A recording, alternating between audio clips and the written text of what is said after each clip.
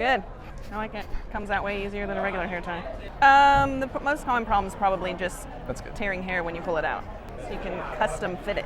Yeah, is every other one is flat, so it's sitting flat in her hair. Oh, nice. So it's not going to slip or slide, and it doesn't need like as much tension in order for Does it to that not feel slide. tighter? So let's see. Yeah. So you can see we turned off those 2 sections, and it's actually pretty secure. What do you think of that? Do you think that one feels a little bit more secure? Yeah, it doesn't feel slidey. Yeah, good. And if you wanted to do like a top ponytail, we could probably wrap one 3 times. Okay. Whenever you pull it off, just pull it with this hand, the clasp in your hand, so that Okay. the hair ties in the hair to where the clasp sits on top. Okay. What do you think of that? I like it.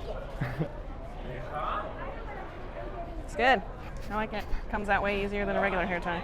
Would you recommend this for other moms out there that are? Yeah, definitely. Less pain taking a ponytail out. Fewer pulled hairs out. It's a good thing.